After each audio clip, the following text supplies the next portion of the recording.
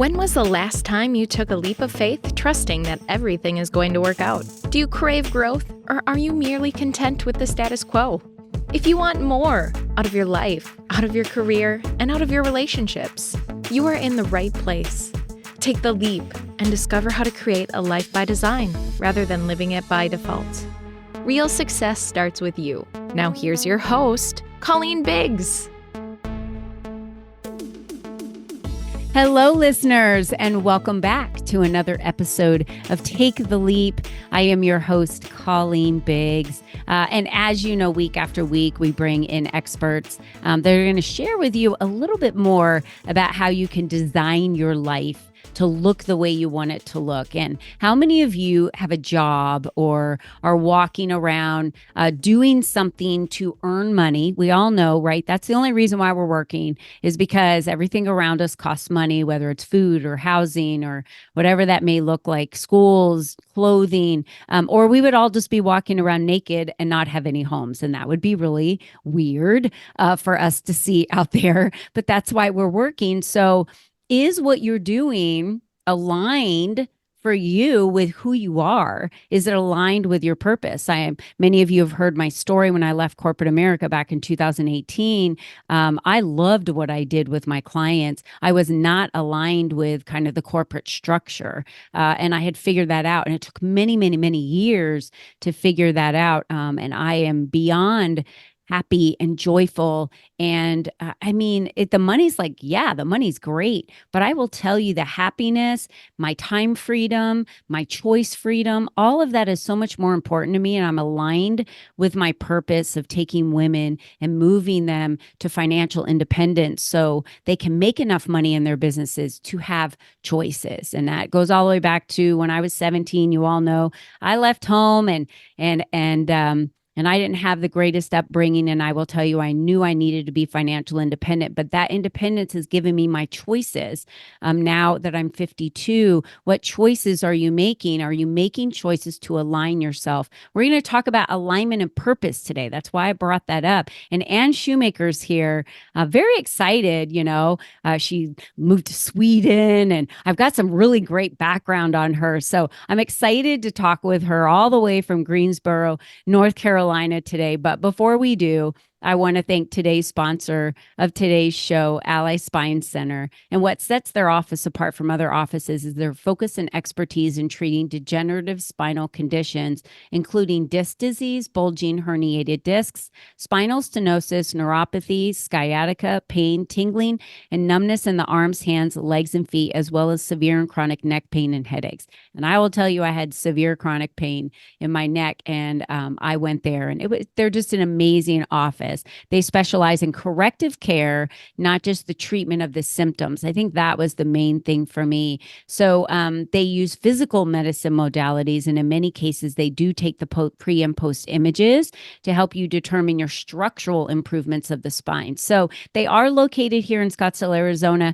However, they know of corrective care locations all around the country. So please reach out to Chris and Allie at 480-809-4700 and be sure to visit them at allyspinecenter.com. And we have all of that information at your fingertips so you can connect with them directly. Please, please, please stop living in pain. So not worth it. Let me just tell you, it's so not worth it. And stop doing things you don't love to do. That's why we're talking about alignment and purpose today. And Anne has over 20 years in leadership in roles such as a chief operating officer and general manager. Anne Shoemaker has designed, built, and scaled programs and businesses, units in support of organizational success and employee development. Her professional experience spans all aspects of operations, change management, and marketing and communications with the global and U.S.-based businesses, and is the founder of WBENC, Certified Women Business Enterprise, and offers strategy, advisory, and coaching services towards supporting and elevating women into positions of influence in their careers and communities. And I love that so much. Anne, welcome to the show. Thank you so much for having me, Colleen. I was reading when you were talking about your expertise that you really help these leaders tap into their authenticity. so they can lead the lives of alignment and purpose. When we're talking about tapping into authenticity, I would love to understand your definition of that and what you have found with women over the years of working with them, whether it was as a chief operating officer or now as an entrepreneur of a women business enterprise. What have you found when you're talking to women about authenticity that maybe they're just not grasping? Yes, I think, there's plenty that's been told and said about women's intuition. And oftentimes, for better or for worse, we hear about women's intuition when it comes to motherhood or some of the traditional roles of women. But I think that intuition is that voice inside of us that's telling us, maybe it's right from wrong, or do this next, or do that next. And somewhere along the way, we've kind of dialed down the volume on our intuition when it comes to our careers. We think, well, I think this might be the best path, but I've been taught that I need to do, what my manager says or whatever. And I'm not saying that you need to disregard what your manager says, but I think there's an intuition and an inner knowing about what fills us up in our careers, or what's the next step that we need to take in our careers, or where we're out of alignment with our careers or with our employer. And oftentimes the volume on that is really low. And we just think, oh, I'll get to that. Or maybe in 5 years or 10 years, I'll really pay attention to that voice. So I'm always trying to help women reconnect with their authenticity, reconnect with their intuition, and really give space to the voice that's inside of them that's telling them what the next right step is. Yeah, we all have had that voice. I in my career, I was always climbing the corporate ladder. That was the thing, like climb the corporate ladder. Back in the day, that was the thing. Okay, my kids today, that's not the thing anymore. And they're in their 30s. So they're like, yeah, climbing the corporate ladder. No, you just leave and go get another job making more money at another company. That's kind of what they do. I remember sitting in front of a CEO and he literally said to me these words, "You're not a leader."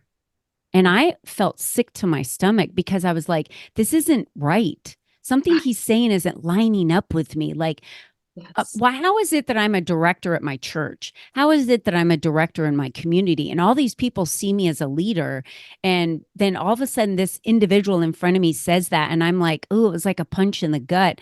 And it really hurt me for a while because I was like, am I not a leader? I believe that one person, but everything in me said that was wrong. Is that what we're talking about? That is exactly what we're talking Yeah, about. And I can share a story that very similar to please. what you just said. But I was in a role for 5 or 6 years, and probably within the first year or two, I knew it wasn't maybe a great fit, but I had stuck it out and thought, maybe I can prove my worth or my contributions. And in every other aspect of my life and career, I had been able to contribute and demonstrate great value. And I had kind of gotten into a downward spiral where what I was putting out wasn't getting recognized, which made me want to work harder. And then that wasn't getting recognized. And then at certain points I said, well, just to heck with it, I'm just going to pull back entirely. And of course, that wasn't getting recognized. And so for me, in the midst of all this, I had given up parts of myself. I had stopped exercising, which was as I look back on it, it's such a big tell because I think of myself as an athlete, and exercise has always been a huge part of my personal wellness. And in my drive to succeed in this role, I had given that up. And somewhere along the way, somebody invited me to go to a workout class with them. And I said, yeah, maybe I should do that. And I started working out again. And I really thought that was just going to be about working out and physical fitness. And it changed me entirely because I started to see myself sitting at my desk going, I can do this thing in the gym. And I can, when I'm running and I feel strong, or when I feel strong in my body, like I'm reminded that I'm a strong person and I have value and I'm capable of things. And yes, it may have just been, taking a bicep curl up, but it was such a reminder of my worth. And so anyway, I remember sitting in my office one day and I can see like the desk in front of me and looking down and saying, wait a second. If I have worth in all these other areas and I can make contributions in all these other areas and have at other employers, maybe it's not me. Maybe I need to go and do something else. So just like you said, we can give these people, a boss, this outsized portion of our brain and our belief about ourselves. And sometimes we have to do something or have a certain conversation that can kind of put that back into perspective and say, maybe this is just not the right fit. It's not that you're wrong or you don't have worth, but this is not the right environment in which, you can grow. Okay, we need to have a girl talk real quick about fitness because I am an avid workout person, crazy fitness. Like I work out every day. I was working out on my mirror this morning. I love working out. I was a personal trainer at one point, and I was like, I don't know if I like teaching working out as much as I love working out, but marathons, black belt. I'm a black belt in martial arts. I love to work out. So I think fitness has a lot to do with our mindset and our psyche and the feeling of being strong and strength. How do you, because I utilize fitness and everything that comes along with that, all the chemical changes in your body, I utilize that as the driver for my success in business. And my husband and I own 4. So how do you use fitness? Because this is something we don't talk a lot about. But when we're talking about alignment and purpose, one of the ways I think you get to that is knowing yourself inside and out. So tell me what that does for you. Absolutely. And so as a child and then as a young adult, fitness kind of was isolated. It was in that silo of athlete and also play and competition. And so I worked out so that I could compete well and win, so to speak. And it wasn't really until this situation where I found myself, pretty depressed and out of sorts in my employment arrangement that I realized how important it was for my mental health. But the line I would draw to connect the two is kind of, as you said, like feeling strong inside your body is such a metaphor for feeling strong inside your mind. And I think, a lot of times with the women that I coach, they may come in and say, well, gosh, I haven't interviewed in 10 years and I really want to leave my job, but I don't even know if I'm capable of that anymore. Those skills are so rusty. And I always use the metaphor of exercise of it's not that you can't do a bicep curl. Mm-hmm. It's not that you can't do a 30-pound bicep curl. So we're going to start with 2-pound weights. Mm-hmm. What's the access point for you in a certain skill? Maybe somebody's in finance, they want to get into IT and they don't know how to how to bridge that gap. And I say, what's the smallest step that you can take in that direction? So for me, fitness is a great metaphor to say, it's not that you're not capable of running a marathon. It's that your marathon training starts with 1 mile. That's right.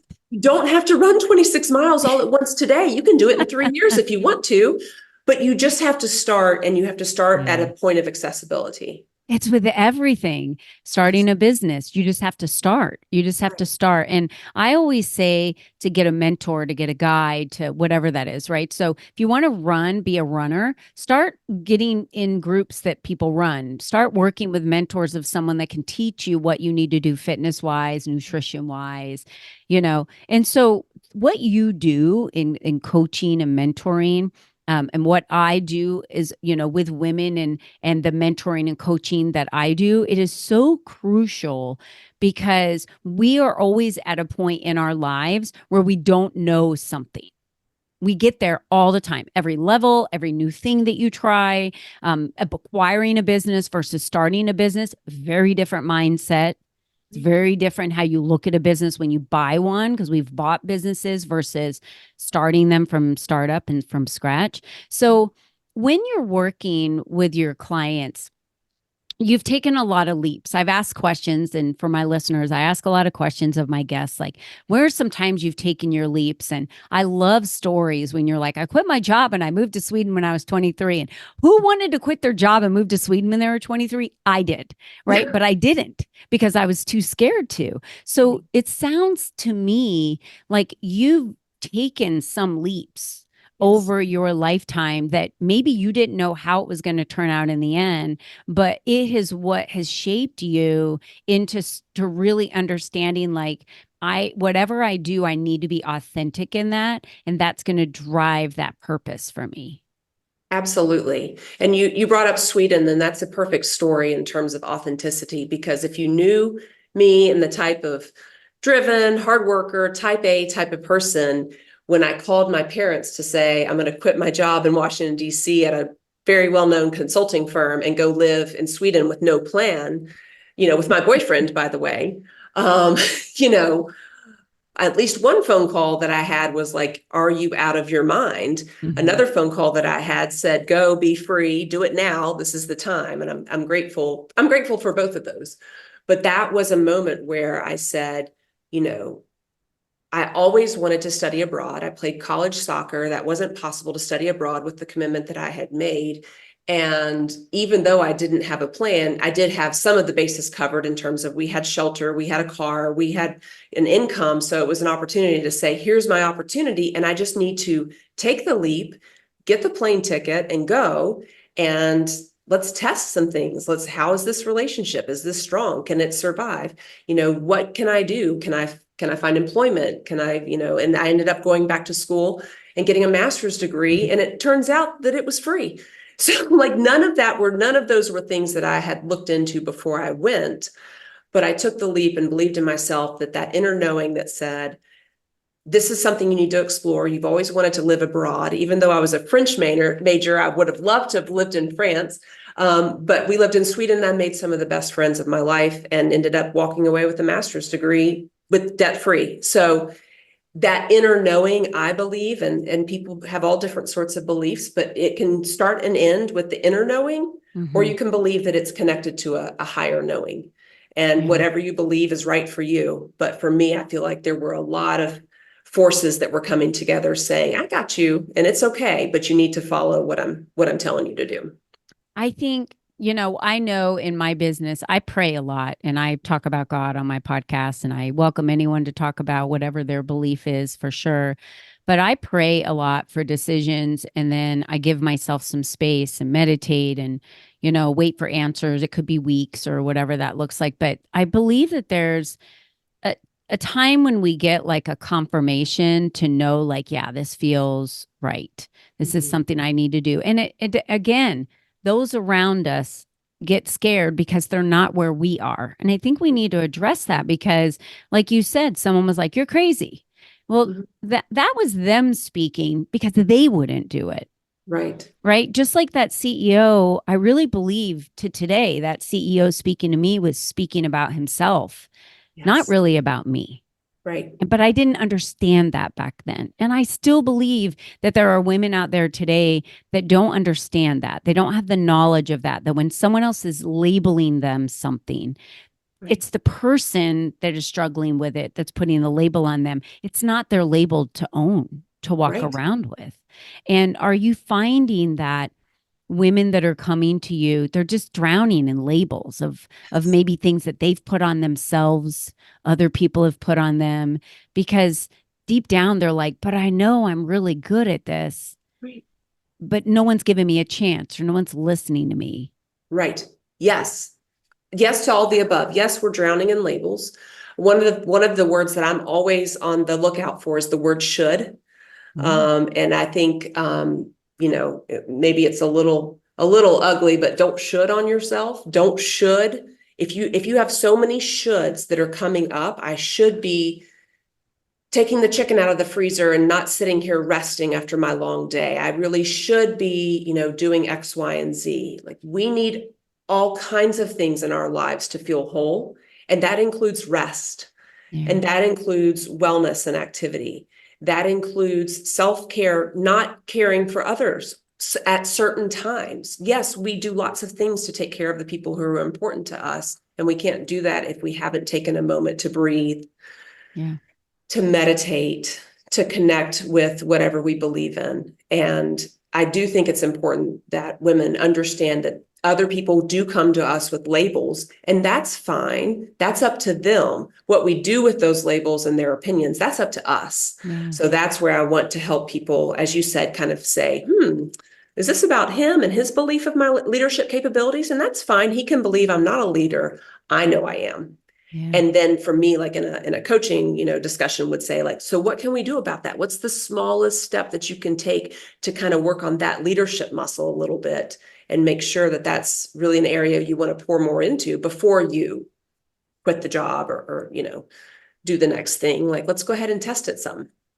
My So, perspective on it really is I'm in my 50s. I just turned 52 on April 7th, and my husband's in his 60s. Our kids, we have two that are under 30, the rest of them are in their 30s. And I think to myself, this is my time. Like, if I don't ever choose in my life ever to say, like, I want to live my life the way I want to live it, like, I'm leaving to go to Cabo this weekend. Trust me, there's a lot of grandchildren stuff going on. I'm going to miss. My husband and I are going out of town next weekend for my birthday because we were babysitting grandchildren over my birthday. We're missing a lot of activities that are happening. And there's a part of us that feels really bad about that. But I will also tell you that I started having children when I was so young. I was like 19 when I got pregnant first, when I was married. And I'm like, I was a kid having kids. I have right, had children my entire life and grandchildren. right. When do we finally say, Yeah, and this goes for having a job, maybe someone that you've been dating for 6 or 7 years that you don't want to date anymore?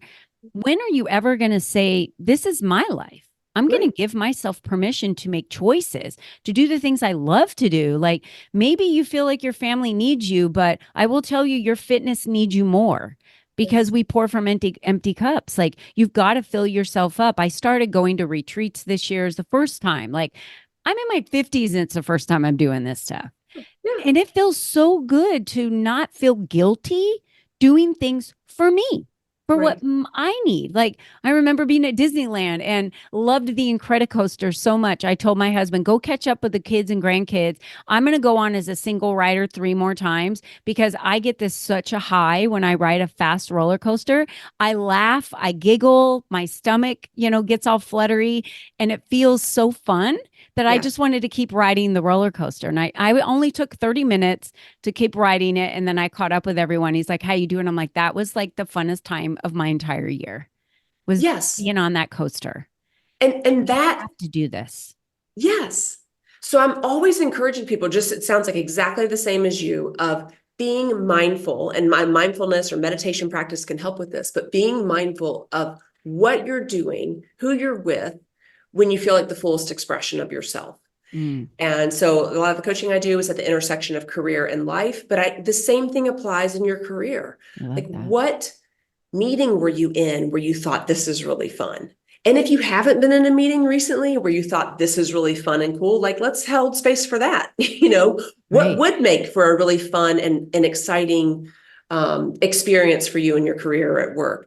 For me, on a personal level, like I love water skiing. So kind of like how Oh, you love the roller coaster. Like yeah. as a kid, I used to water ski, and then of course life, and I've set that aside. But on some family trips, to with friends who have boats, which are great friends, always friends with boats. Always have a friend with a boat.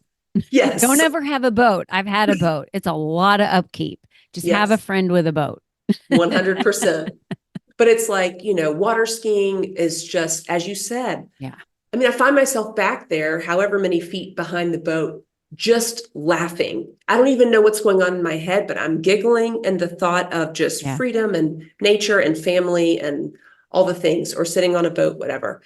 That's when I feel like the fullest expression of myself. So I can't necessarily water ski as a profession, but I'm in touch with what it feels like to feel fully alive. And I think that's what I want to impart on women, is to say, we don't have to go once every 10 years to feel fully alive. We need to have moments of joy and moments of pleasure and know how to Mhm. access that. And what are the elements that allow us to access that? So while I don't have a boat, like I do love being outside, I love physical fitness, and I love my Mhm. family. We can go on a hike. And I may or may not, just giggle wildly with laughter, but it fills me up in a very similar way as Yeah. it does when I'm water skiing. Yeah. So try to look for the common threads would be, something I would counsel women on, of what makes you feel alive and how can you come just as close to that as you can on a weekly or daily basis, career and otherwise.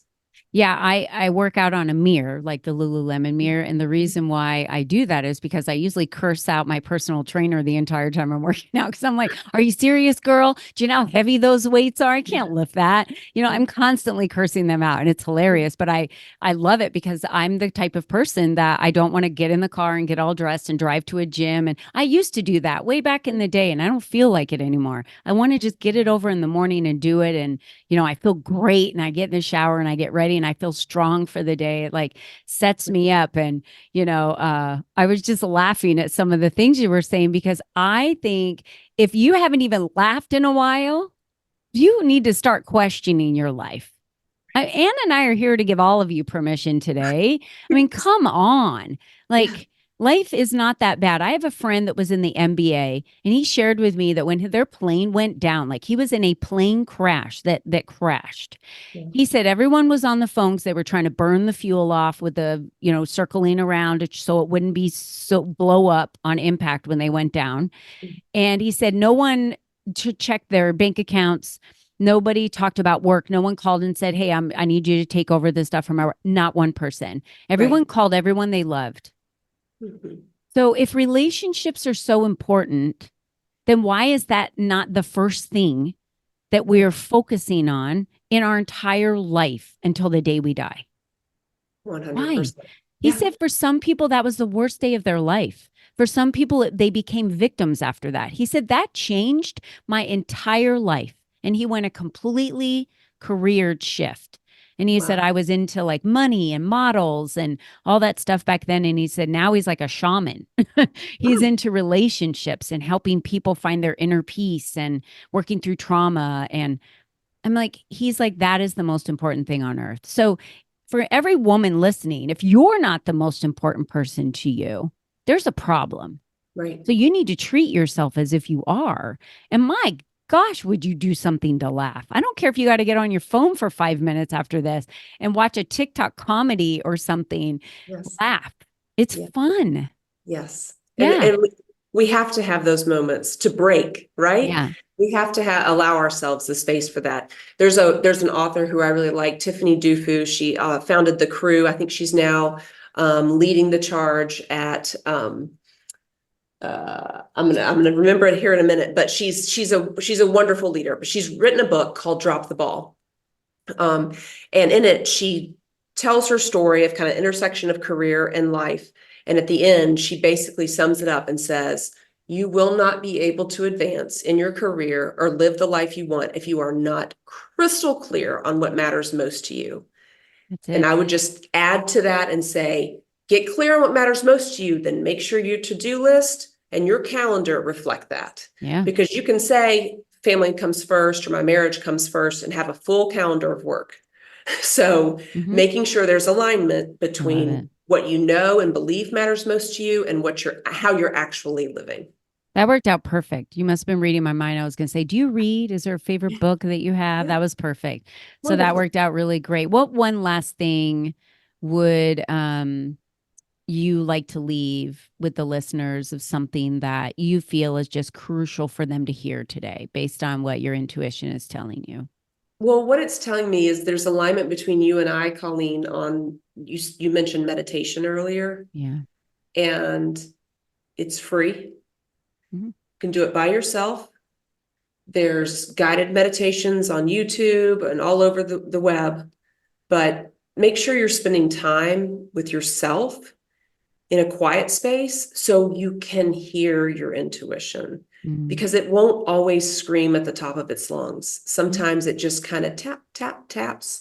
And if you're not listening to it, you'll miss it. So I encourage you to just spend a moment or two in silence. You can start small, 30 seconds.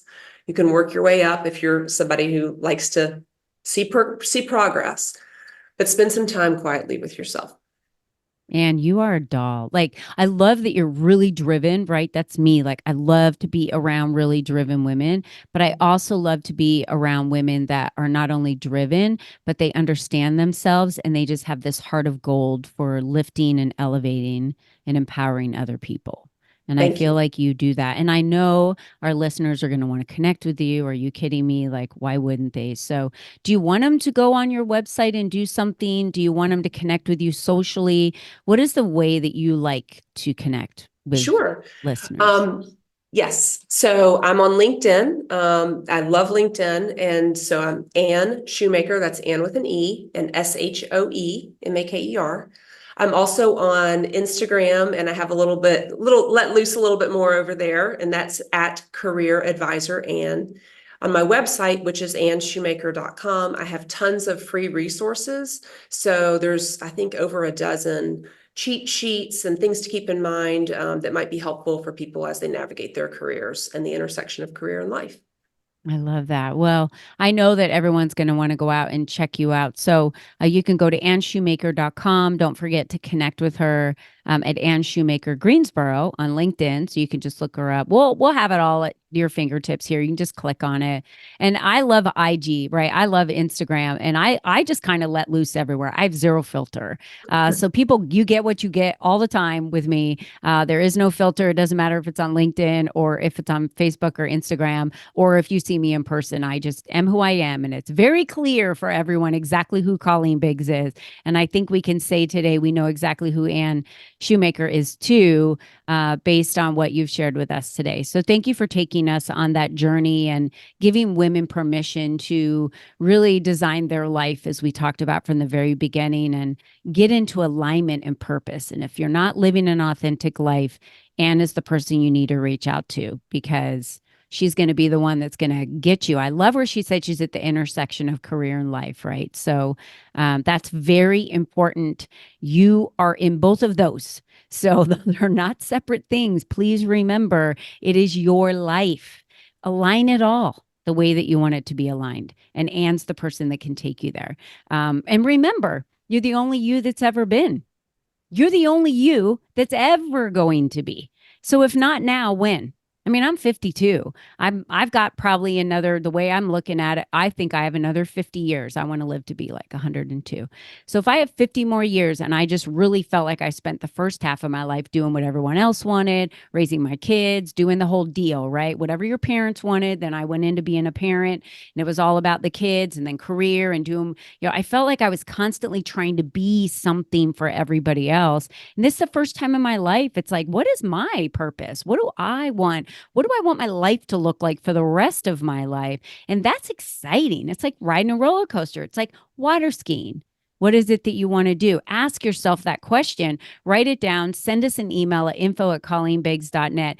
Connect with Ann over on LinkedIn. Please, please, please. That's a great place to connect with someone, because you can follow them, check them out, and they don't even have to know you're there sometimes till you're ready to ask a question or talk to them. So that's fun. I am going to go check out your IG now and go start following you at Career Advisor Ann. That's where you're going to find her on Instagram. So, Ann, thanks again for being part of today's show. And to all of you, remember, be you and be strong. Until next time, goodbye for now. We hope you enjoyed our show today, as our guests shared their secrets on designing their life by taking the necessary leaps to expand their influence and attract the right people and clients into their lives. To start these easy steps for yourself, be sure to visit www.colleenbiggs.net/freebies to download the 7 ways to increase your exposure today.